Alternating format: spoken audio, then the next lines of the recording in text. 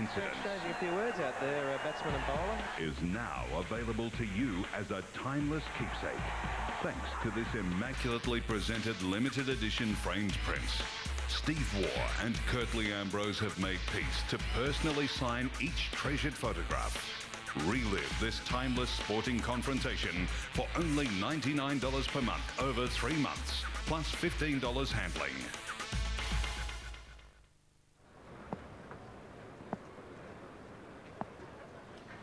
It's Mullally again. Well, some enthusiastic appealing from the England team. There's no price of that being given out caught behind. Just clipped the pad, I think, on the way through.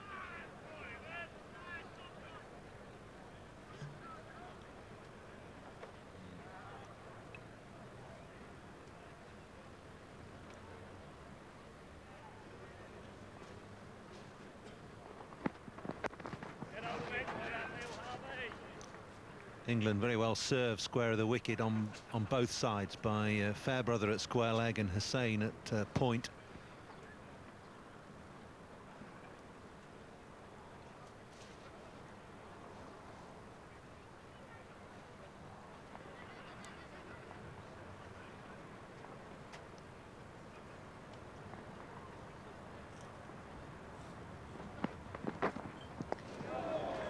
Well bowled. That's what Mullally's got, the ability to move the ball across the right-hander as well as ducking it back down into him as well.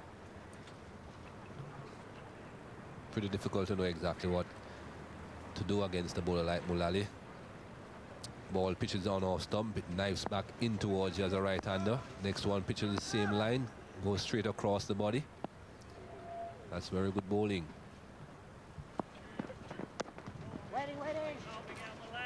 Here's the one that comes back in again. Absolutely no room at all there for Ravinder Shah. Keeping it very close to his body.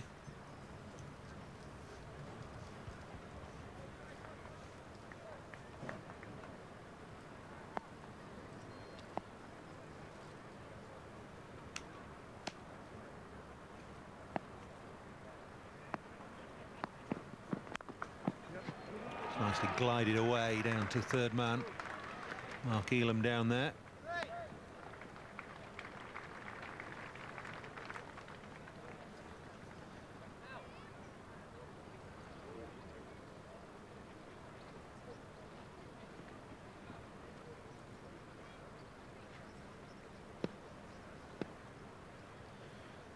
Ravinder Shah up to 13. He's faced 42 balls though, compared to the 16 of 28 from Steve Tikolo. 29 balls faced now. Kenya 35 for 1.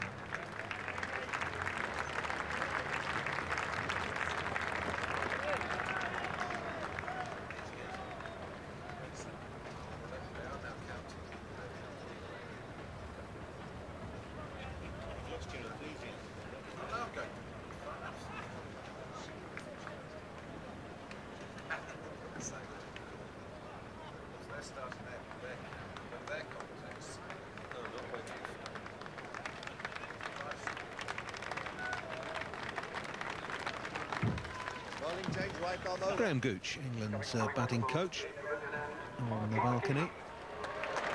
Dean Headley in the suit, and Bob Cotton next to him, the bowling coach. A change of bowling. Mark Elam on his home ground comes on to bowl his first over for England in this contest. Not doing enough. I think that's just sliding down the leg side. Mark Elam certainly wasn't interested in that at all. One thing he was interested in was to getting to the ball so that no runs would have been had. Definitely missing leg.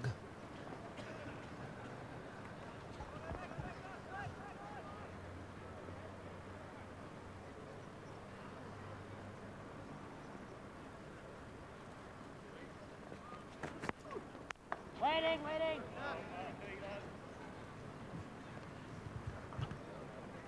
We're talking about dropping the ball and running earlier on, Paul, but I think they're going to have difficulty in doing that. Once the ball is going down that slope, it will get to the fielder so quickly. They'll have to think about perhaps on the onside when it's going up the slope, and then the fielders have a bit more ground to cover to get to the ball.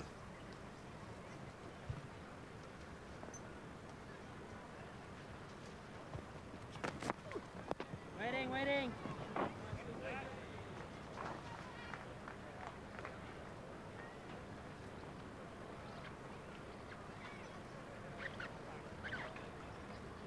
.38 wickets from 36 matches for Mark Elam. Economy rate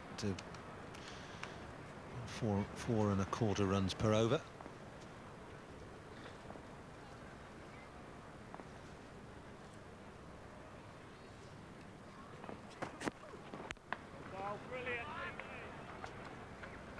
Complement each other pretty well, this England bowling attack. You've got Elam and Austin, who are the nagging straight fast medium pacers, and at the other end Gough and Mullally, who are more incisive, a little bit quicker. I think it's a pretty good combination that England have worked out here. It's taken them long enough to work it out, but they've got there in the end.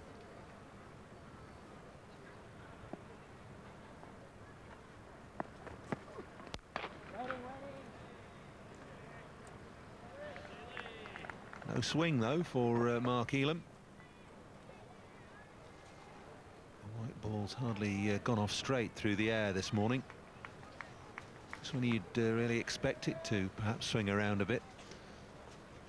It's a lot of low cloud, although there's a fairly stiff breeze blowing.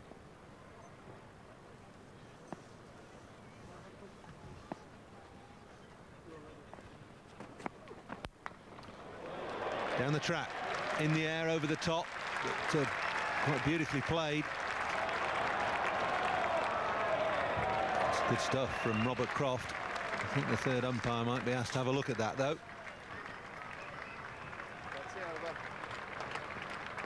Maybe he's not. It's 38 for 1.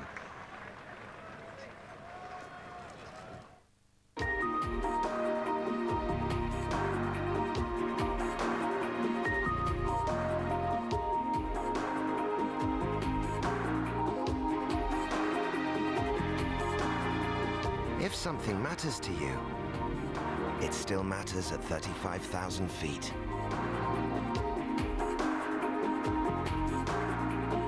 So be good to yourself. Fly Emirates. Third umpire is being asked to have a look at that piece of fielding from Robert Croft.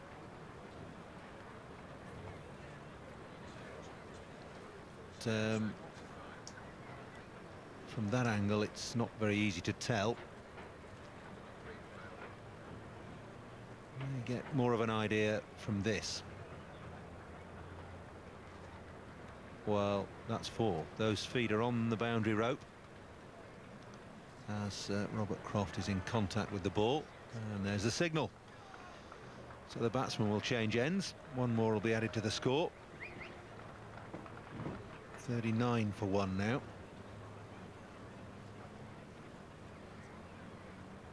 Valiant effort from Robert Croft, and to be fair to him, he wouldn't have known that his feet were in contact with the rope at the same time as his hand touched the ball.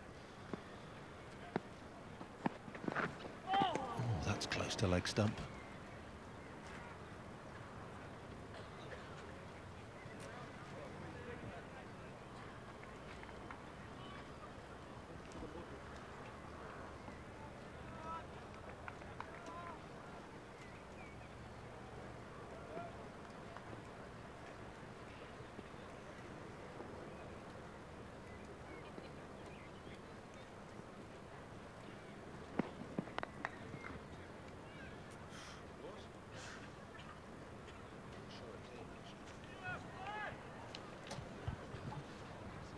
Alan Mullally has recognised that Stephen Ticolo is very strong on that offside. Well, he has been bowling pretty close to Shah's body as well, but he certainly isn't giving him any room outside off stump.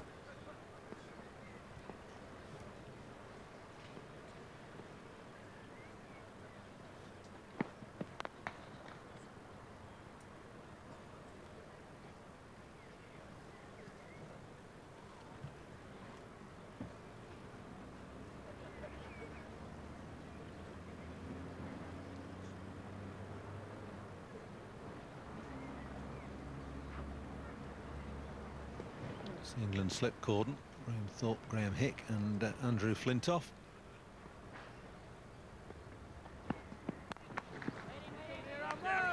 England have been catching well in that slip cordon so far in the World Cup. One today. Caught very well at Lord's.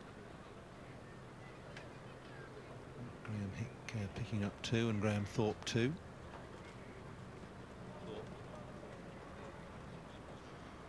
Thorpe got another one when he was fielding away from slip. Good shot.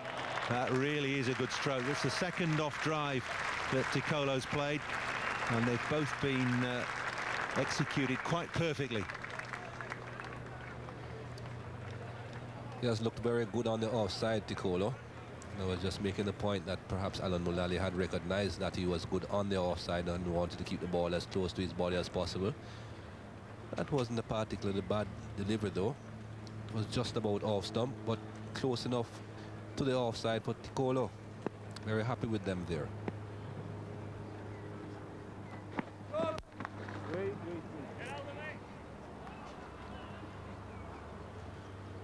No ball called by Katie Francis. Just one more ball in this over. England will have bowled 15. And the fielding restrictions can be relaxed somewhat.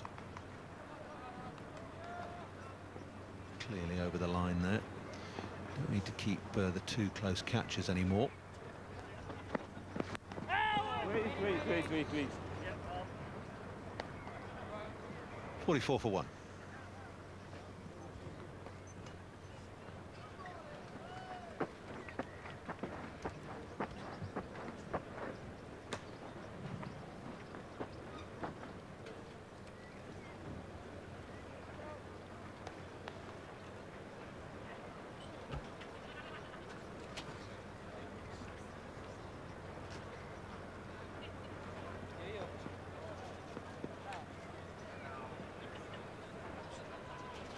Checking one leg.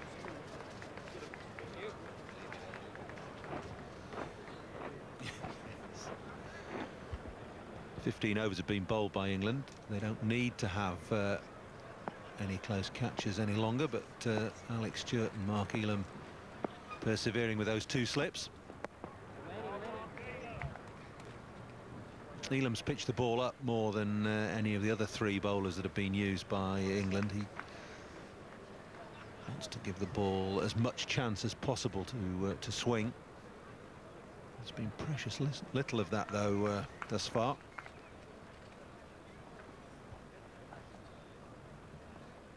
Not a lot happening here with the ball so far, but I think the mere fact that Kenya are scoring at less than 3 runs per over at the moment.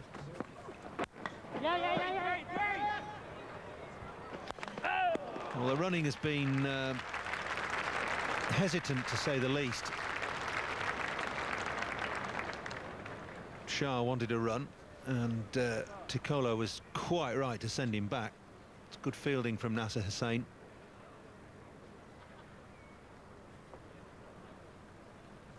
Good work by Alex Stewart as well. Pretty safe, but not the best call you would ever find.